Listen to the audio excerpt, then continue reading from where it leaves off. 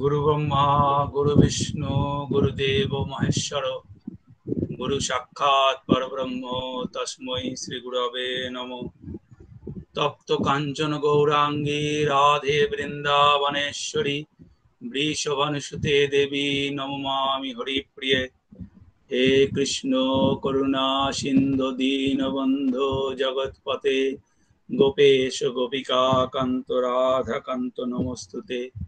जय राधा माधव जय राधा माधव जय राधा माधव। বাবার স্মৃতি কথা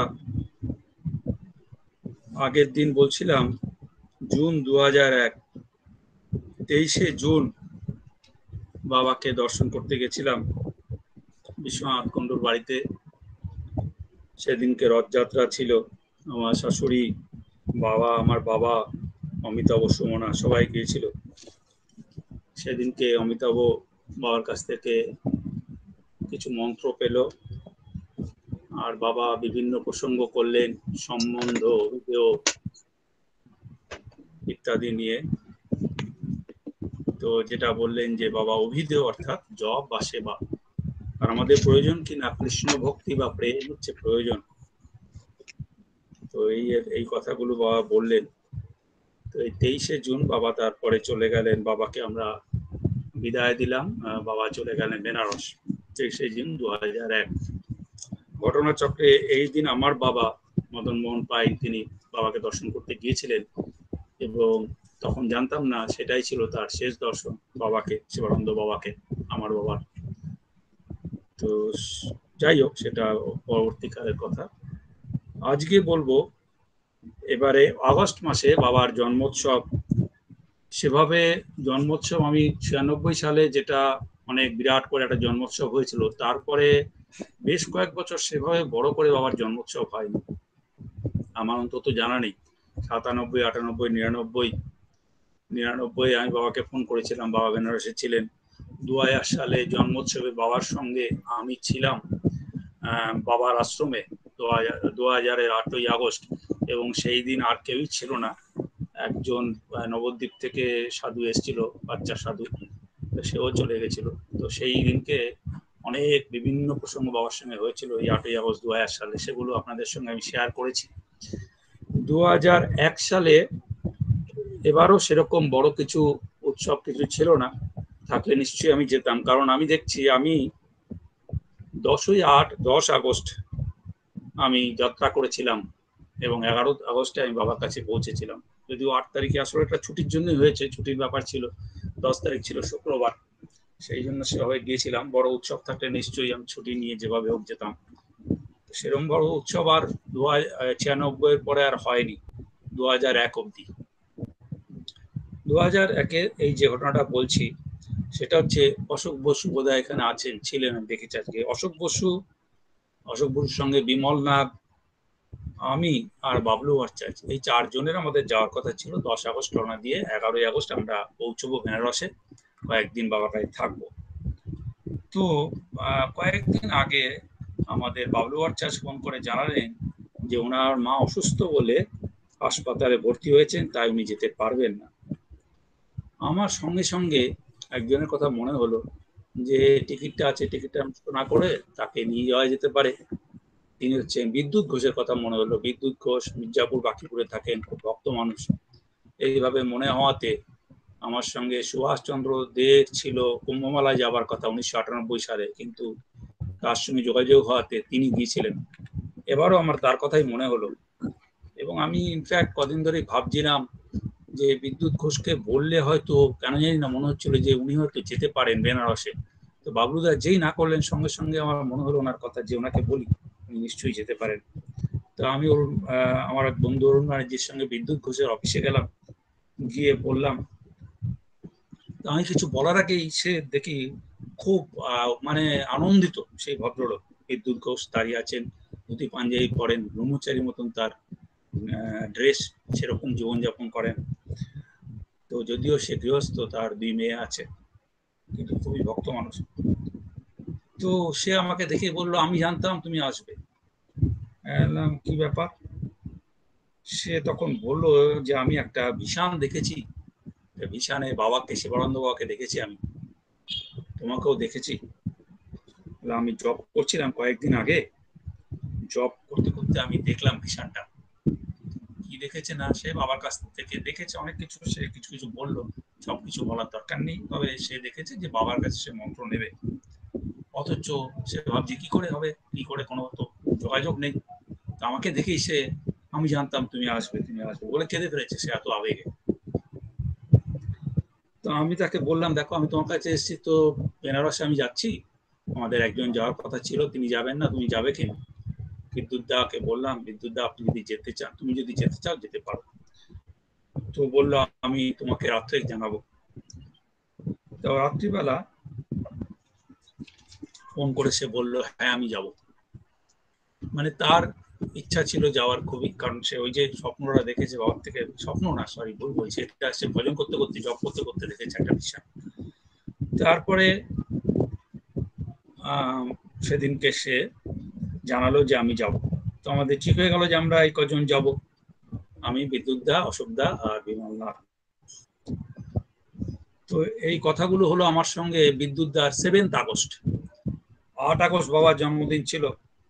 বাবাকে ফোন করলাম সেদিনকে, ফোন করে বাবাকে প্রণাম জানালাম। প্রণাম জানিয়ে বললাম যে বাবা, বাবলু ভট্টাচ তো আসতে পারছে না, ওনার মা অসুস্থ, তা আমাদের সঙ্গে বিদ্যুৎ ঘোষ যাবেন। বিদ্যুৎ ঘোষকে বাবা আগেই চেনে, কারণ 98 সালে বিদ্যুৎ আমার সঙ্গে আশ্রমে গিয়েছিল এবং তারপরেও কয়েকবার দর্শন করেছে বাবাকে। বাবা বলেন আচ্ছা আচ্ছা ভালো হবে। তো আমি 10 তারিখে আমাকে আমি ট্রেনে উঠলাম। ট্রেনটা আমরা কয়েকজন মিলে উঠলাম। তো সেদিনকে বিদ্যুৎ দা সবার শেষে এলো। বিদ্যুৎ দা আশ্রমের জন্য বেশ কিছু সবজি বাজার টাজার করে নিয়ে এলো আশ্রমে। আমরা তখন প্রায় আমরা বিভিন্ন সবজি টবজি নিয়ে যেতাম, উনি বেশ কিছু সবজি নিয়ে এলেন। দিয়ে সেদিনকে আমার, যাই হোক, আমার খুব বুকে ব্যথা হচ্ছিল রাত্রিবেলা, কেন জানি না, ট্রেনে উঠে খুব চিন্তায় পড়লাম। দুটো ডাইজিন ট্যাবলেট খেয়ে নিলাম, খেয়ে নিয়ে আর কিছু খেলাম না, শুয়ে পড়লাম। দেখলাম ধীরে ধীরে ব্যথাটা কমে গেল বাবার কৃপায়। তার ব্যথাটা কমতে আমরা ট্রেনের মধ্যেই বেশ হরে কৃষ্ণ কীর্তন, আমি আর বিদ্যুৎ ঘোষ করি। মানে বাবার কাছে যাবো, বেনারস যাওয়ার এই আনন্দে আমাদের কীর্তন চলে এলো, ট্রেনের মধ্যেই বেশ কীর্তন হলো। তারপর আমরা ট্রেন থেকে নামলাম, অশোক দাকে কিভাবে নিয়ে যাওয়া হবে। তো আমরা কুলি ঠিক করলাম, অনেকটা দূর তো, কুলি এসে ডান্ডি করে তারা নিয়ে গেল অশোক দাকে, নিয়ে অটোতে বসিয়ে দিল। তো আমরা অটো ভাড়া করে পৌঁছলাম দুর্গাকুণ্ডের কাছে আমাদের বাবার আশ্রমে। বাবা যেন অপেক্ষা করছিলেন আমাদের জন্য, বাবাকে সব জানানো ছিল। দীপালি তখন ছিল আশ্রমে, দীপালিকে সঙ্গে সঙ্গে বাবা নিচে পাঠিয়ে দিয়েছে, যাও যাও গিয়ে মালপত্র নিয়ে এসো। দীপালি আসলো, এসে আমাদের কিছু মালপত্র তোলায় সাহায্য করলো। কারণ আমি আর ওই ভদ্রলোক, ওই যে বিমল নাগ, এরা দুজনে মিলে অশোক দাকে কাঁধে করে তুলে, হাতে করে তুলে নিয়ে আমরা 3 তলায় বাবার, তখন তো বাবার এই 20 নম্বর ছিল না বা 9 নম্বরও ছিল না, বাবার উল্টো দিকে যে 11 নম্বরের ফ্ল্যাটটা, ওই ফ্ল্যাটেই আমরা থাকতাম। তো ওখানে গিয়ে আমি অশোক দাকে, আমি আর বিমল নাগ নিয়ে গেলাম, বিদ্যুৎ ঘোষ, 4জন গিয়ে আমরা উপস্থিত হলাম। তারপরে বাবা দেখছি রেডি, বাবা একদম শরবত টরবত করে রেডি। আমাদের যেতেই সঙ্গে সঙ্গে বাবা বলে হাত মুখ ধুয়ে নাও, জামা কাপড় ছেড়ে আমরা হাত মুখ ধুয়ে শরবত খেলাম। বাবা দাঁড়িয়ে থেকে আমাদের নিজে শরবত বানিয়ে শরবত দিলেন। বাবা সেই স্নেহ আপনারা সবাই জানেন, স্নেহে অভিভূত হয়ে গেলাম আমরা। এবং আমাদের বললেন তোমাদের কাপড় জামা কাচতে হবে না, এই ট্রেনের জামা কাপড় তোমরা দিয়ে দাও, দীপালি গরম জল করে রেখেছে, দীপালি কেচে দেবে। তো আমাদের সেই ব্যবস্থা হয়ে গেছে, বাবা ব্যবস্থা করে রেখেছেন, সব হলো। তা আমি আর বিদ্যুৎ দা বললাম বাবাকে যে বাবা আমাদের একটু এসছি, আমাদের একটু গঙ্গা স্নান করতে, যে 10টা নাগাদ, 10টা নাগাদ পৌঁছেছিলাম বোধহয়, আবার একটু পরে, কারণ ট্রেনই তো 10টায় পৌঁছে, 11টা 11:30। আমরা একটু, তুমি যদি অনুমতি দাও আমরা একটু স্নান করতে যাবো গঙ্গায়। তারা বললেন হ্যাঁ হ্যাঁ যাও, তোমরা যাও, নিশ্চয়ই যাও। তো আমি, বিদ্যুৎ ঘোষ গঙ্গা স্নান করতে চলে গেলাম। গঙ্গা বর্ষা ছিল সেই সময়, আগস্ট মাসে, তো বর্ষার জন্য জল একটু ঘোলা ছিল। যাই হোক, আমরা স্নান করলাম খুব আনন্দ করে, স্নান টান করে ফেরার সময় দুর্গাকুণ্ড দর্শন করলাম, দুর্গাকুণ্ডে দুর্গা মন্দির দর্শন করলাম। দুর্গা মন্দির যে দর্শন করলাম, দেখলাম দুর্গার ওই যে দরজাটা আছে, দরজার উপর থেকে একটা ফুল পড়ে গেল। ফুলটা পড়তে আমি উপরে তাকিয়ে দেখি আমাদের গণেশ বাবার, গণেশ ঠাকুরের বাহন ইঁদুর ফুলটা ফেললেন। তো যাই হোক, এটা ফুলটা পড়লো, ভালোই লাগলো দেখে। তারপরে আমরা গিয়ে বাবাকে প্রণাম জানালাম স্নান টান করে। বিদ্যুৎদাকে বললাম তোমার তো যে ভিশনটা হয়েছিল সেই অনুযায়ী তোমার দীক্ষা নেওয়ার ইচ্ছা, তো আমরা এসছি জন্মাষ্টমী 11 তারিখ এসছি, 12 তারিখ জন্মাষ্টমী, সেদিকে 12 তারিখ পরের দিন। তো তোমার যদি ইচ্ছা হয় তুমি জানাতে পারো বাবাকে, প্রার্থনা দেখো বাবা দেন কিনা। তুমি তো ভিশনে অলরেডি পেয়ে গেছো যে তুমি নিচ্ছ মন্ত্র দীক্ষা বাবার কাছে। বিদ্যুৎ ঘোষ কিন্তু অলরেডি দীক্ষিত, তার গুরু তাকে শিব মন্ত্রে দীক্ষা দিয়েছেন এবং তার গুরু খুব অতি উচ্চ স্তরের একজন সদ্গুরু ছিলেন এবং তার কৃপায় বিদ্যুৎদার জীবনে অনেক কিছু হয়েছে। কিন্তু ওনার গুরুদেব বিদ্যুৎদাকে একটা কথা বলতেন বারবার, গোবিন্দই শেষ কথা রে, গোবিন্দই শেষ কথা। তো বিদ্যুৎদা এই কথাটা কিন্তু মাঝে মাঝেই বলতেন, গোবিন্দ গোবিন্দ তিনি করতেনও। কৃষ্ণ হরে কৃষ্ণ কীর্তন আপনাকে বললাম যে আগের দিনও করেছে। তো তো বিদ্যুৎদা গিয়ে আমাদের যে করিডরটা আছে বাবার আশ্রমের মাঝখানে, সেই করিডরে গিয়ে বাবা একদম হাঁটু গেড়ে বসে, বাবা আমার একটা প্রার্থনা আছে। বাবা বললেন বলো তোমার কি প্রার্থনা, তোমার কি ইচ্ছা। বললেন যে বাবা আপনি আমাকে কৃপা করবেন, আমাকে কৃষ্ণ মন্ত্র দেবেন।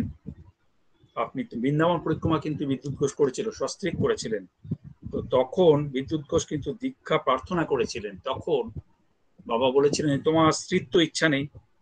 বাবা কিন্তু বুঝে গেছিলেন যে ওর স্ত্রীর দীক্ষা নেওয়ার ইচ্ছা নেই, তোমার স্ত্রীর তো ইচ্ছা নাই। তো বাবা সেই সময় দীক্ষা দেননি।